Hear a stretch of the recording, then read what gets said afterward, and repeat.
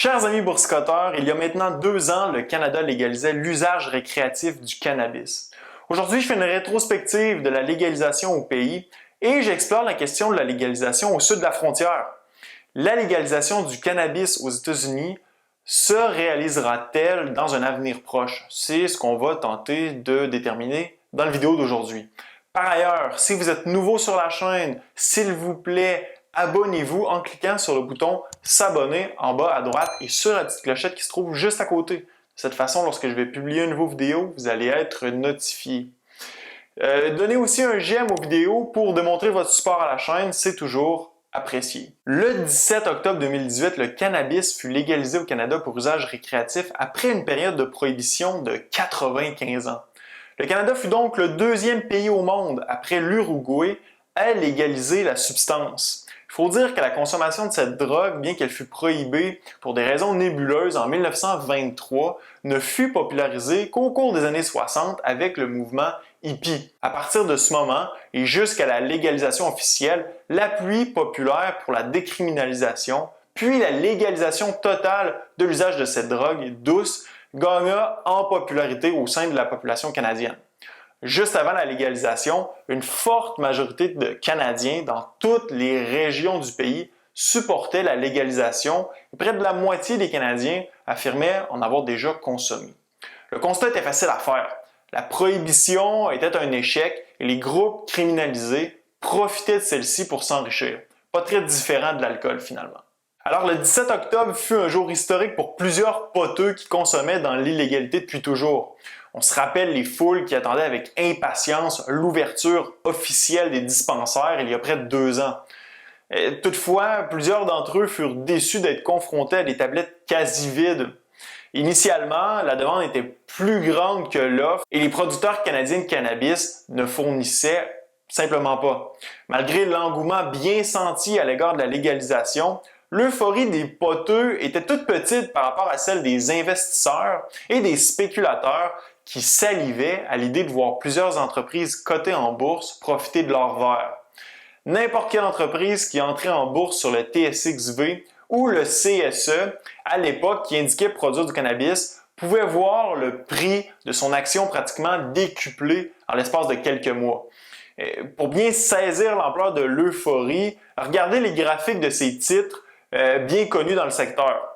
D'abord, Canopy Growth, symbole WEED, W-E-E-D, le plus grand producteur de cannabis au monde en fonction de sa capitalisation boursière, passa de 2 $ l'action en 2016 pour se retrouver à un sommet de 70 $, pour ensuite s'effondrer et consolider son prix autour de 20 $ l'action. Autre exemple, Aurora Cannabis, symbole ACB, passa de 24 $ en 2016 à 165 $ juste avant la légalisation, pour ensuite s'effondrer au niveau actuel de 5 $ l'action. Enfin, Tilray, symbole TLRY, est passé d'un sommet de 300 $ pour se retrouver maintenant à ne valoir presque rien, soit autour de 5 $ l'action. Et ceux-ci ne sont que quelques exemples, mais le scénario ne fait que se répéter encore et encore pour presque toutes les entreprises du secteur. D'ailleurs, on connaît tous quelqu'un qui a décidé d'investir dans le cannabis et qui finalement s'est fait avoir. Plusieurs entreprises sont en difficulté à l'heure actuelle car le marché est très compétitif et la demande est plus faible qu'initialement anticipé. En date de la légalisation, on comptait 132 producteurs autorisés au Canada. Et aujourd'hui, 2 ans plus tard, on en compte 499. Après une pénurie qui fut assez brève, le marché est actuellement en surplus et plusieurs producteurs rationalisent leur production en fermant des installations. L'an dernier, 400 tonnes de cannabis furent produits au Canada, assez pour répondre à la demande pendant 2 ans et demi selon le Financial Times. La majorité des entreprises sont non profitables et les pertes, qu'elles soient comptables ou non, sont absolument monstrueuses. Ceci laisse présager une vague de faillites ou une consolidation importante dans le secteur où seulement 2 ou 3 gros joueurs accapareront la majorité du marché. On a déjà d'ailleurs une bonne idée de quels seront ces joueurs. Cependant, tout n'est pas négatif pour le secteur canadien du cannabis car il est fort possible que les prochaines élections américaines soient déterminantes pour son avenir. Comme vous le savez, il est fort possible que les démocrates remportent non seulement la présidence lors de la prochaine élection, mais aussi la Chambre basse et haute du Congrès. Si cela se produit, il s'agirait ni plus ni moins d'un balayage total de l'instrument politique américain, ce qui leur permettrait de passer les lois qu'ils veulent, en notant bien sûr qu'elles respectent la Constitution aux yeux de la Cour suprême des États-Unis. Pour les démocrates, le système de justice américain doit être revu. La guerre contre la drogue ou la War on Drugs en anglais est décrit comme un échec politique qui n'a aucunement participé à la réduction de l'usage des drogues. C'est aussi une politique qui cible davantage les minorités noires et latinos qui sont plus susceptibles de consommer et de faire le trafic des drogues. Ils ont tout à fait raison sur ce point, à mon avis, et pour stopper l'incarcération inutile de centaines de milliers d'individus, les démocrates veulent décriminaliser le cannabis, le reclassifier pour qu'il ne soit plus catégorisé comme une drogue dure au même titre que l'héroïne, permettre aux États de légaliser la substance pour l'usage récréatif et proscrire les poursuites émanant de l'État fédéral à l'égard des États qui choisiront le chemin de la légalisation. Autrement dit, il s'agit de très bonnes nouvelles pour tout investisseur dans le secteur. Récemment, Kamala Harris, la colistière de Joe Biden, a carrément affirmé dans un débat télévisé contre Mike Pence, le vice-président américain, que le cannabis serait décriminalisé au niveau fédéral si Biden était élu. Il faut aussi dire que 67% des Américains sont en faveur de la légalisation du pot aux États-Unis, une situation comparable à celle du Canada avant la légalisation. Actuellement, le portrait du cannabis aux États-Unis est assez désordonné. Certains États permettent la consommation à des fins médicales, d'autres la consommation à des fins médicales et récréatives, alors que d'autres États en proscrivent totalement l'usage. Depuis la légalisation de la marijuana à des fins récréatives en 2012 par le Colorado, plus de 11 États, en plus du district de Columbia, ont légalisé le cannabis. D'ailleurs, en novembre, 4 nouveaux États, le New Jersey, l'Arizona, le Montana et le Dakota du Sud, voteront pour légaliser ou non le cannabis. Alors, si vous m'avez bien suivi, le cannabis est légal dans certains États, mais considéré illégal par le gouvernement fédéral américain. Cette situation n'est pas sans conséquence pour les entreprises qui œuvrent dans le secteur. En fait, cette contradiction entre les différents paliers de gouvernement entrave le déroulement des affaires dans le secteur du cannabis.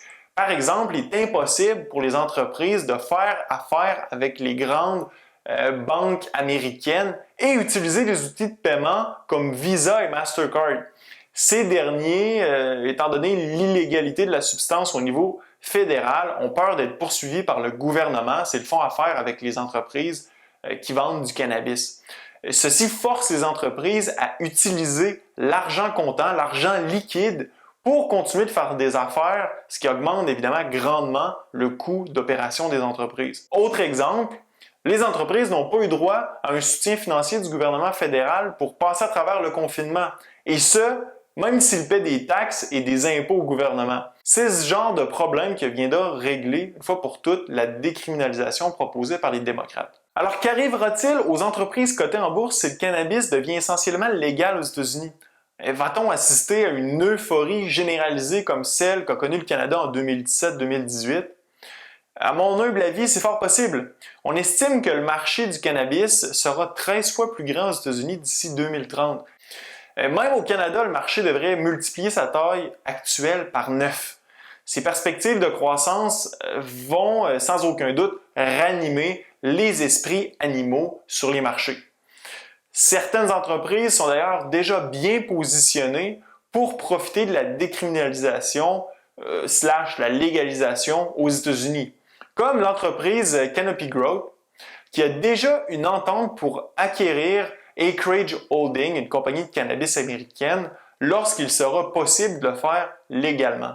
Par ailleurs, détenu à environ 38% par le géant des boissons alcoolisées Constellation Brands, le fabricant de la fameuse Corona, Canopy pourra bénéficier d'un réseau de distribution bien implanté à la grandeur du pays.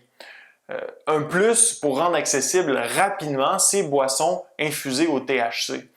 D'autres entreprises canadiennes sauront certainement profiter de l'ouverture du marché américain, mais certaines entreprises sont déjà mieux positionnées que d'autres. On s'aperçoit aussi que les perspectives de voir l'environnement d'affaires du secteur du cannabis s'améliorer après l'élection pousse le prix de quelques actions du secteur à la hausse. Cette tendance devrait se poursuivre jusqu'à ce qu'on sache l'issue de l'élection, le 3 novembre prochain, idéalement. Par exemple, depuis un mois, Canopy est en hausse de 21%, de même que Tilray. Toutefois, ce n'est pas partout pareil dans le secteur. Afria ne fait aucun gain sur le dernier mois et Aurora est en chute de 28%. Toutes les entreprises n'ont évidemment pas le même potentiel du fait de leur situation financière actuelle, qui parfois est très difficile. De là l'importance de bien faire ses devoirs si vous comptez investir dans ce secteur qui reste très risqué.